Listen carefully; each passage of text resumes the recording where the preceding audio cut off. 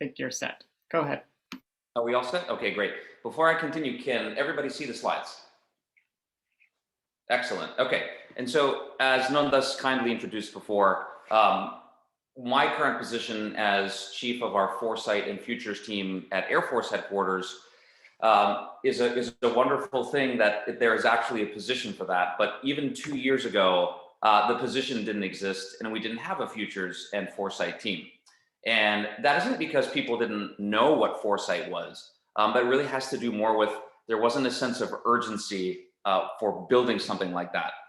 So the question that I often posed to my colleagues and my senior leaders was actually, are we asking the right questions at all? And before the pandemic hit, there were a lot of, I think, confused people about what is it exactly that you would like to do here, Jake? And I explained, well, if you're going to think creatively about the future, if you're going to explore the uncertainty of the future and embrace that uncertainty for things like strategic planning over the next 20 or 30 or beyond that years, you have to use strategic foresight. You have to embrace this way of thinking. And boy, did that reveal itself in March of 2020, when most of the senior leadership were very happy that we had this capability in place. And so I'll talk a bit about what we've done, and I think what strategic foresight, why I think we're living a renaissance of strategic foresight today. I don't think there could be a better time, as terrible as the pandemic has been, there couldn't be a better time now where the whole world has been given this mental reframe to embrace this way of thinking. And in March 2020, we got a question, and the question was, can you give us some implications of second and third order effects of the COVID-19 pandemic, but can you do it in like a sentence or two? And of course, we all chuckled and said, well, we really can't do that in a sentence or two. We need to do something much more comprehensive. So we ended up building through our global network, and that's why this organization and organizations like yours are so important, because you're fostering this global dialogue and sharing this knowledge of foresight across governments, borders, and individuals, and it's so important. So when we wanted to build our Global Futures Report, we had our own similar network to lean on and move ahead. And I placed some words from John F. Kennedy that I think are profound today when he talks about becoming more comfortable with the discomfort of thought. Because we live in an era today where unfiltered opinions are all over the place on social media, and they get amplified in an echo chamber.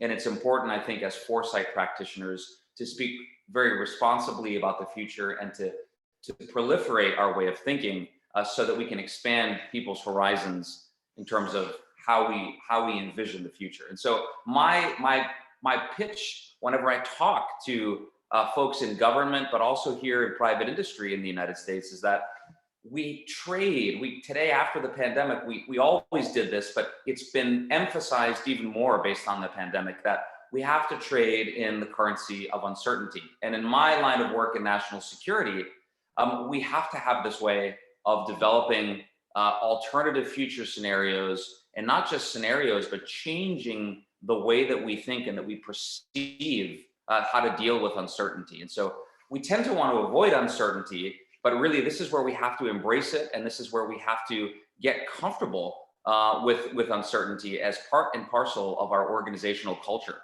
And so in many militaries around the world today, and I think in the defense establishment in Europe as well, there's a recognition that we have to start networking all of our platforms together. We have a lot of older, what we call them legacy military systems and hardware. And what a lot of militaries are doing is trying to network, trying to figure out a digital solution to bring everything together for the next challenges of the future, at least from a defense perspective. But that's not just in the military, that transcends defense. I think in general, we're seeing this digital transformation that we've all lived, where we're trying to balance how are we going to give ourselves a new way of thinking to accompany the digital transformation. And I had written an article with my previous boss a little over a year ago, and we said, okay, we need to do this digital transformation, especially in defense, because we have these old platforms and we have to figure out how everything can connect. But what I'd like for you to take away from this discussion today is this idea that we also need a mental reset. And that's what I'm calling our cognitive operating system. And these three pillars that we rest our cognitive operating system on are, number one, taking a systems-based approach, which we all know in this group that strategic foresight allows us to do, understanding the interconnectivity of events and how something that looks perhaps far away or distant from your own organization or mission actually has a lots of interrelated points. But perhaps the most important is number two, is questioning the status quo and assumptions, figuring out how we can constantly iterate and never rest on one particular vision of the future, which I know this group completely understands, but it's so important when we do this in government and industry to communicate this message of constantly questioning assumptions. When everybody agrees on one particular scenario, I think that's a huge problem. And then third, to embrace complexity in our thinking, and not necessarily something being complicated, but complexity in the way of understanding that we can't think of linear solutions, point A to point B. We have to really embrace this idea that we have multi-source causality, codependent variables that are all going to play into this, building this cognitive operating system. And so many of you here probably know this book from my good friend and colleague, Dr. Richard Lum out in Hawaii. But I illustrate this to show how we were able to put our team together and why I think we're living this renaissance, because you see this, this process of constantly backcasting, understanding the signals of the past, understanding what's happening today and those weak signals and what are those signals telling us today, and then looking at an organization like the Air Force, the Department of Defense, the establishment here, how we can use that kind of model to navigate the uncertainty and then build our aspirational futures. And I would encourage you, if you haven't, to take a look at how we put this into practice and why I think this report that we've published in 2020, just about a year ago in June, I think is going to be a paradigm for emulation in the future. And as I said, we put together this report to answer that initial question that I talked about, which I think defied most people's expectations, at least in our office. But we really took the next step, and this is what I'm excited to talk to you about today. Not only did we put global scenarios and lots of horizon scanning, which many of you would be very familiar with, across these sections that are very pertinent to national defense, but we were able to partner with another futurist and an expert in virtual reality and augmented reality and all things metaverse, Kathy Hackle, who took our report that we had developed, which was obviously in written form, and placed that into a virtual reality format. And so now we have, at least as far as I know, our first ever virtual reality futures report, where we are actually talking to senior leaders about not just a scenario, but letting them live that scenario, letting them have a completely immersive experience as they walk through, let's say, 4 scenarios of geopolitical competition in 2035, or really for any application that we want. I think we're just scratching the surface on these solutions in the metaverse. And as we live in a 3D, some would argue maybe a 4D world, we need to start augmenting our products and really making this more of the norm in our day-to-day business, vice the exception. And I think it's really exciting to see how this virtual reality report is being received, how I think it's going to set the stage for the way, changing the way people make decisions, changing the way our senior leaders make decisions, but also changing the way we consume information. Instead of reading a 50 or 60 page report, I believe that we're going to have these kinds of products showing leaders the way and allowing them to imagine a completely different world far beyond what they have thought about. And so why I'm so excited though about all of this and so enthusiastic to speak with you all is that I think this renaissance that we're living now, and Foresight's been around for a long time, but I think people in my discussions here in Washington and also with folks in California and private industry and other places, they recognize that we have to do this and that it can't just be something that's on the fringe, but we're going to start seeing, I'm convinced, chief futurist title in many more government entities. We have chief scientists there's a recognition that chief futurist is also something that's equally important because it's a different skill set. It's a combination. You have to have the science, but you also have to have that unique futures-based mentality, and which is that cognitive operating system that I talked about before. I think we're going to start seeing futurist officer career tracks in things like militaries around the world, increased partnerships, I think, with lots of academic institutions, many of which you all are associated with, which is very exciting. And I think also on the heels of our virtual reality and augmented reality experiments here, I think a defense metaverse, a military metaverse, but also a futures metaverse that allows us to completely imagine new possibilities and allow people who have not necessarily participated historically in building these preferred futures, that platform to become part of that dialogue. And we want them to be part of that dialogue. But as we think about this and getting towards that futures-based mentality to become part of our day-to-day life and day-to-day way of thinking, we have to also ask the question, if we don't do this, what are the costs of inaction? And if we just digitally connect everything, but don't take the time and build these skill sets to really create that cognitive operating system and build a cognitive advantage, we're going to risk creating this beautiful digitally connected world and a digital workforce that's connected digitally, but is cognitively irrelevant. And I think that's a point of caution that we should all be wary of. And so I don't want to take up any more of your time, but I do want to say thank you so much for hosting me. I want to congratulate you on this conference and to wish you much luck through the working groups. And I hope to participate more in the future. I'm just putting the link to the report if you'd like to read it online, and happy to discuss further via email or other means, anything related to this. Thank you so much. And again, I appreciate the kind invitation. Thank you so much. Great, it's great to be here. Thank you for the talk, Jake. You've inspired me, and I'm so impressed. The military services are so much light years ahead. It's really good to see that development happen. I'm going to share also some slides. So let me just figure out how to do this. Is this the one? Share screen? Yeah, here we go. Good. Thank you. I hope you can see that. I think I've lost you now. Hello? We can still hear you, Okay. but your screen is still blank. At least on my computer it is. Something's frozen. Something didn't like what I just did. So let me just try that again. Okay, I'm sorry, but something's completely frozen.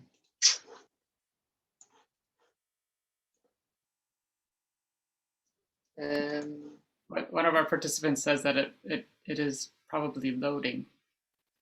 Okay, but I've literally just lost control of my desktop. So this is where the virtual participation does not work to your favor. You should see a building. Yep, it's perfect. Excellent. Okay, great. All right. You still see that building?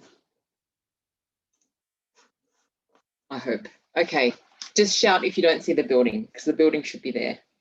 Okay, great. So thank you for having me to talk to you. I wouldn't call myself a foresight practitioner. I think I'm more of a futures enthusiast. So I've got a lot to learn about this particular topic, as well as, yeah, just more about how we could try to practice it a lot more across the board. As mentioned, I work at the European Environment Agency.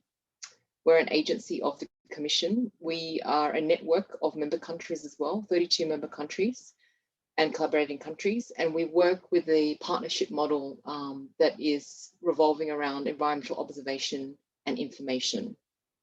Our core piece of work is working for the Environmental Commission to manage and report on core data flows. And these are data flows related to how our environment's being affected in nature, in water, in health, in climate, and all the rest. But on top of managing these core data flows, we also carry out integrated assessments. So we often tell the state of the environment. You might have come across our State of the Environment report, which which we release every 5 years. We also release the state of water reports and state of nature reports on a wide range of different topics. We're about 230 staff, and we work with a very large consortiums of European topic centres who also work closely with us to carry out a lot of this work. So we play a critical role in helping to monitor the state of Europe's health here. I think this is a really key foundation for me talking about what I want to talk to you about, because we are only starting the journey of exploring how foresight can really be integrated into our assessments. And I just wanted to maybe flick to the next slide, which is the biodiversity challenge. I'm not sure how many of you have seen this. And this is not to say that biodiversity is, you know, the key single thing that we should concentrate from now on, but just to illustrate that this is a complex systemic challenge that we're facing, which encompasses so many other complex systemic challenges. We've seen with COVID-19 response, you know, we've seen massive shifts of the systems, you know, mobility shifts, the way that we travel to work, the way that we interact online, all the rest.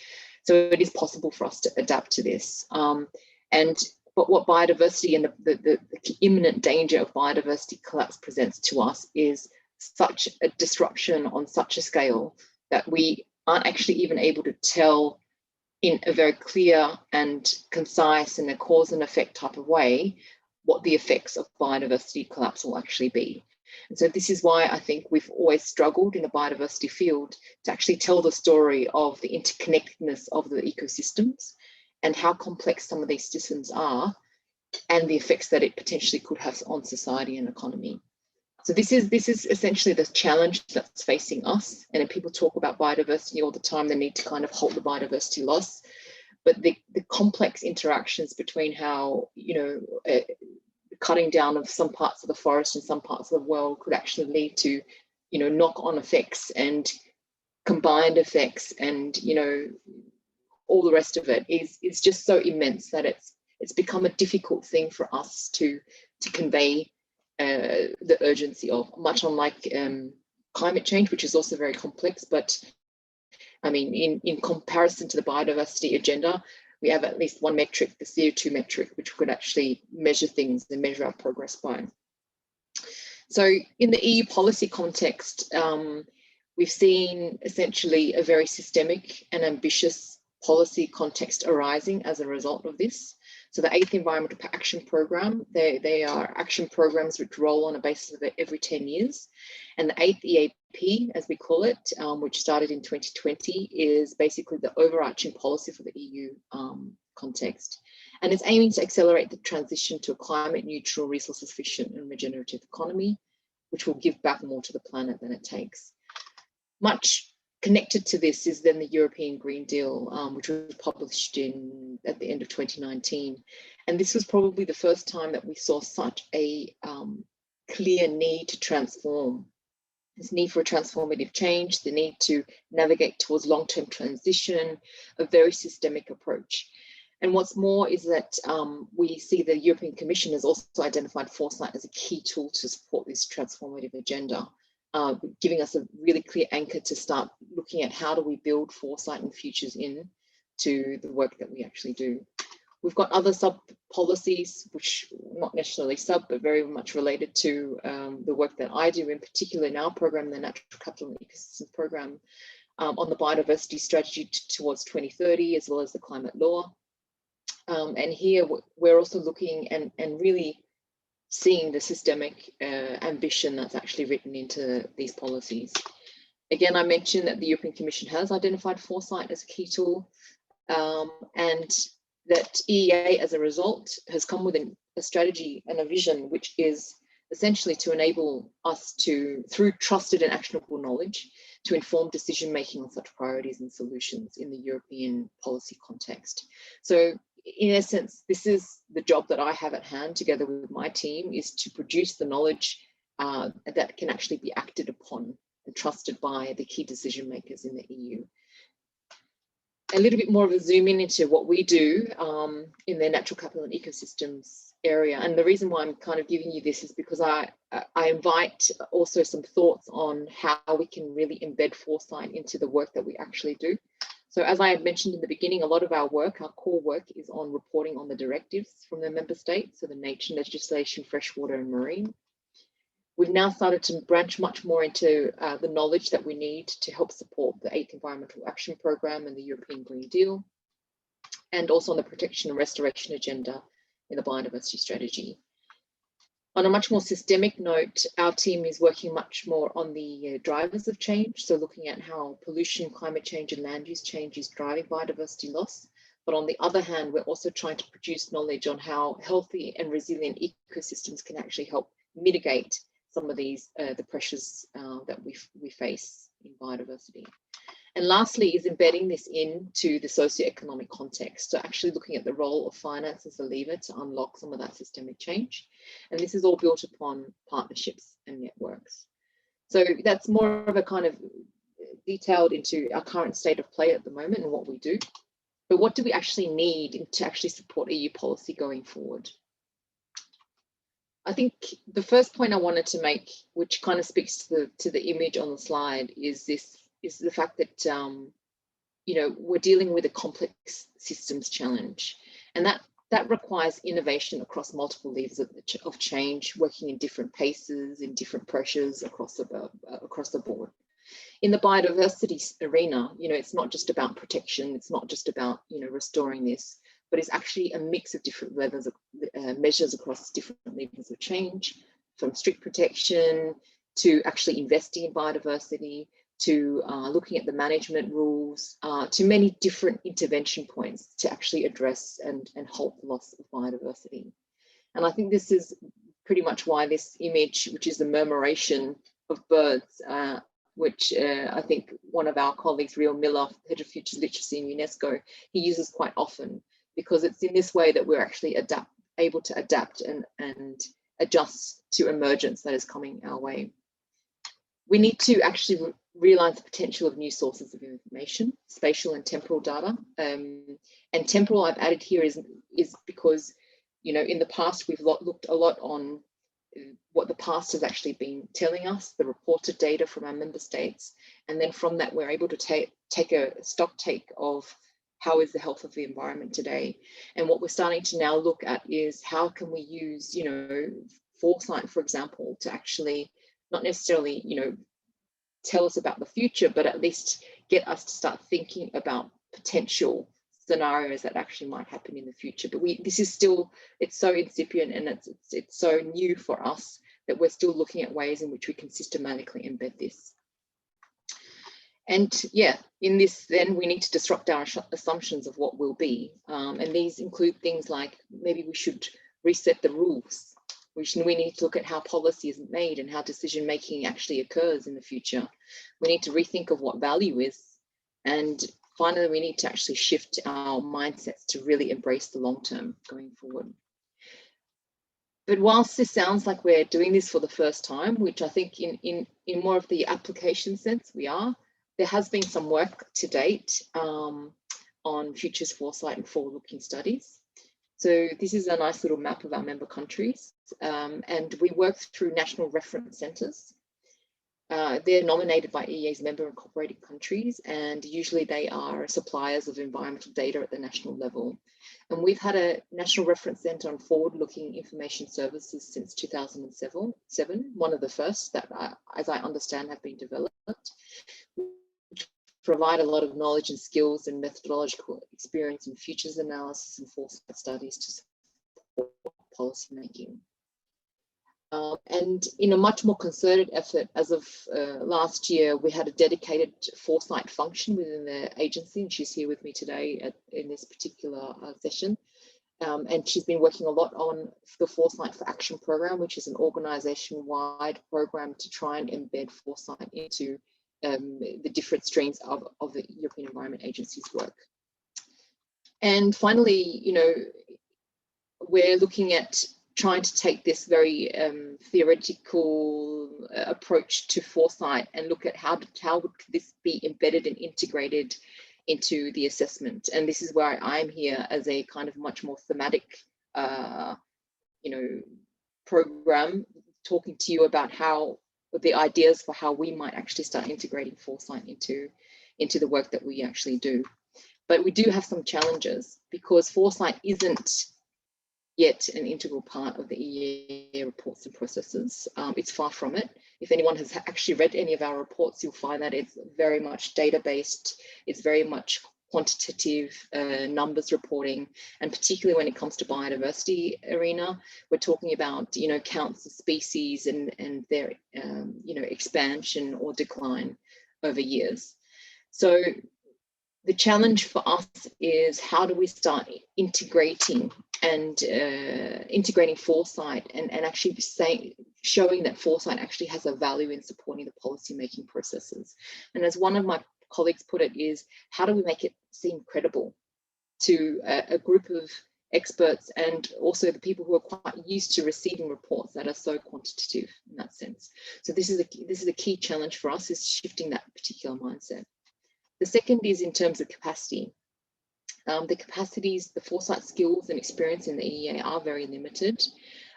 We also know that the foresight exercises that we engage in are very resource intensive as well.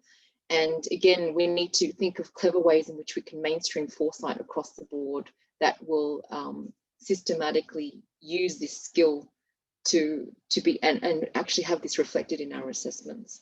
So the question that I really wanted to leave you here is, and hopefully maybe you could take into your next discussions, is how can EEA best utilize the potential of foresights in our integrated assessments going forward?